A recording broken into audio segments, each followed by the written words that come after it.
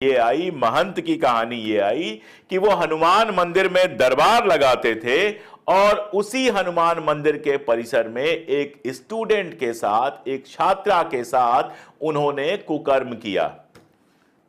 सोच के देखिए, कल्पना करके देखिए, हनुमान मंदिर में कोलारस के लुकवासा के हनुमान मंदिर में रामकिशोर दास जो हैं वो लगाते थे दरबार।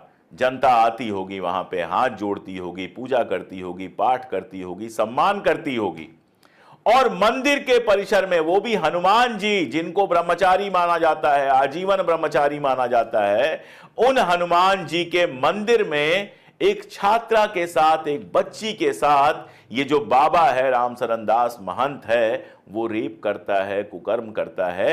ये धर्म के रक्षक हैं या धर्म के विनाशक हैं, ये आप तय कीजिए। दूसरा किस्सा जो आया था वो राजस्थान से आया था।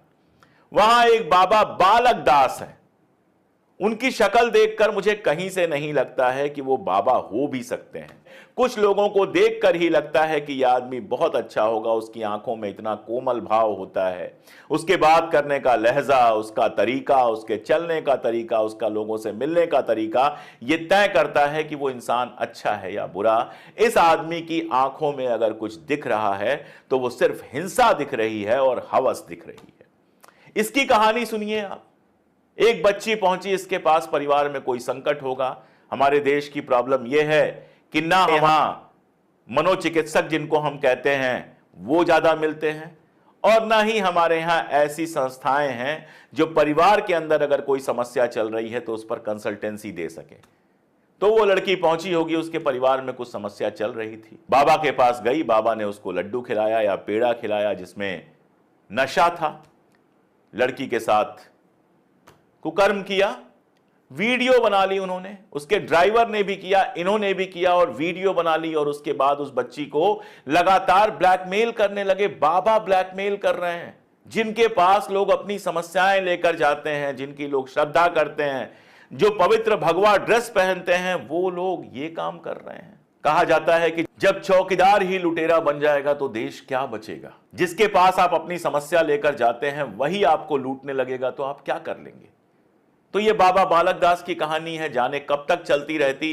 वो तो बच्ची थक गई होगी, हार गई होगी, तो गई पुलिस के पास, पुलिस को सबूत दिए, उसके बाद भी पता नहीं गिरफ्तार हुआ है कि नहीं हुआ है। लेकिन एक बाबा की कहानी मैंने आपको सुनाई राजस्थान से, दूसरे बाबा की कहानी मैंने सुनाई मध्य प्रदेश से। और बाबाओं की कहानियां तो हरि अनंत, हरि कथा अनंता हैं।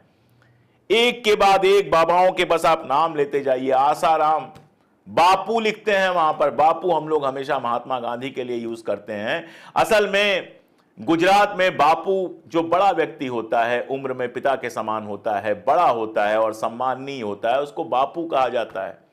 तो आसाराम बापू, मोदी जी के साथ तस्वीरें हैं, जाने किन किन नेताओं के साथ उनकी तस्वीरें हैं। बड़े संत हुआ करते थे।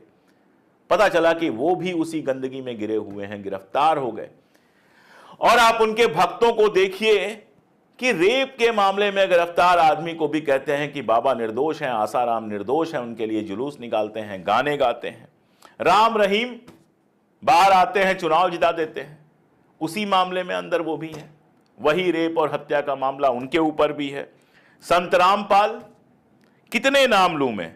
संत रामपाल ने तो अवैध गर्भपात सेंटर खोल दिया था। यानी पहले तो कुकर्म करेगा, फिर अगर कोई गर्भवती हो गया तो उसके गर्भपात भी करवाएगा। ये बाबा हैं आपके। स्वामी नित्यानंद, बच्चों का अपहरण करके बच्चों के साथ दुष्कर्म करने का आरोप है। वो बाहर जाकर हिंदू राष्ट्र बनाता है। मिर्ची बाबा ग्वालियर से ही गिरफ्तार हुआ था, उसके ऊपर भी ऐसे ही आरोप है। नशीली भभूति खिलाता था। भभूति जो होती है उसमें नशा खिलाता था और फिर जब लड़कियां बेहोश हो जाती थीं तो उनके साथ कुकर्म करता था। एक का नाम बाबा कालिया है। 22 साल में 1320 बार, 22 साल उसने अपनी बाबागिरी की है, उसकी चली है। उसमें 1320 बलात्कारों के आरोप हैं उनके पास। ये इंसान हैं या हैवान हैं, ये क्या कहा जाए। नित्यानंद का तो आप जानते हैं, सेक्स सीडी सामने आई, उसके बाद वो भाग गया, एक पूरा द्वीप खरीद